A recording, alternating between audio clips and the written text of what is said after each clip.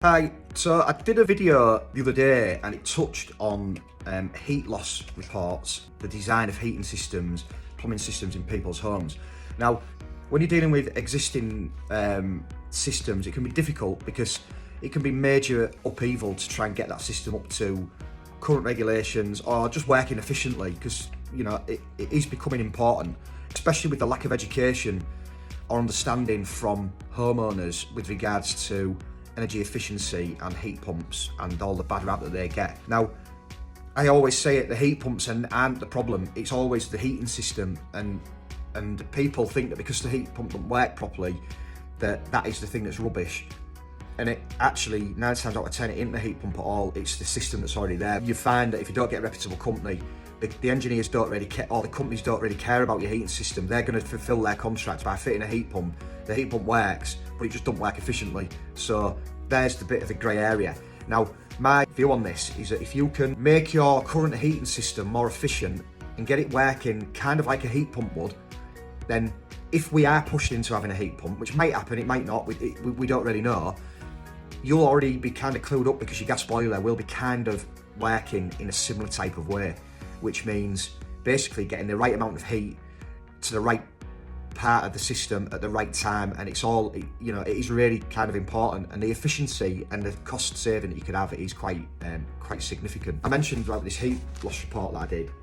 I'm covering the name up just for whatever they call it nowadays, but so this is quite a comprehensive heat loss report.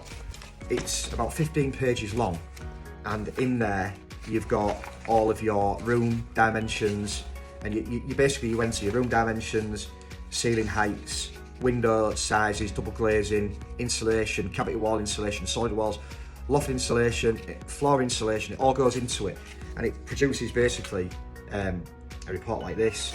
And it's got you've got design temperatures. It's quite a lot to it. Your data sizes to match the heat loss of the room to a desired floor temperature and design temperature.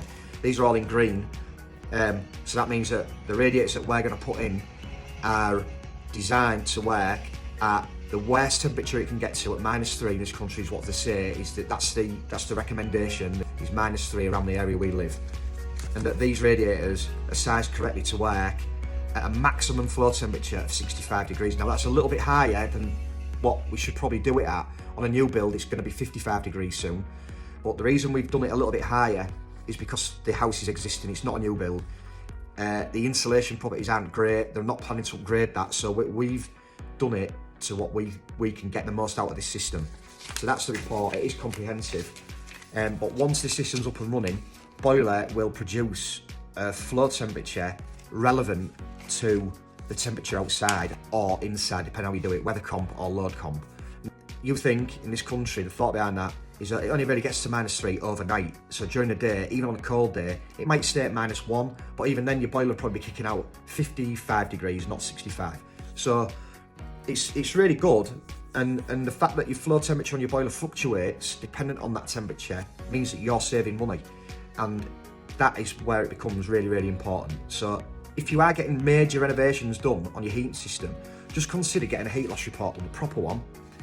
And because it's just worth doing, because you know exactly which rooms are inefficient. You can increase the size of your radiators if you're in that position and make your system more efficient, and it will pay you back over time. You can probably tell I'm quite passionate about it, because I think that there's a lot of places, a lot of homes, and especially in this country, across Europe, they've been doing heating systems like this. In Germany, Scandinavia has had low temperature heating, which is classed as like below 55 degrees, for 30 years. They've been fitting heat pumps for 30 years. That country, heat pumps work, and they work in other places, and they're colder than here. They're colder than the UK. So the fact that the heat pumps get a bad rap in this country is unjustified, because you can go other places and there are colder climates, and these things are working properly. Now, there's a long road ahead for this country to have heat pumps in every home, but it might come. And so if you can get your boiler working, your gas boiler working to maximum efficiency, then by the time it comes around, you're going to have a good knowledge of how these systems work and why they work like they do, and so you'll be better off for it. If you've got a new heating system, or you've got an old house and you're putting in a new heating system, and get in touch with us. It is exactly what we do, and we don't just want to bang in We don't want to bang in 10,600 double radiators and a combi boiler and turn it on 70 degrees and get it working for you. We want to size it all properly. We do this quite a lot. It won't cost you any more than somebody else doing it, or it might cost you a little bit more, but not loads more to get it done properly. Thank you.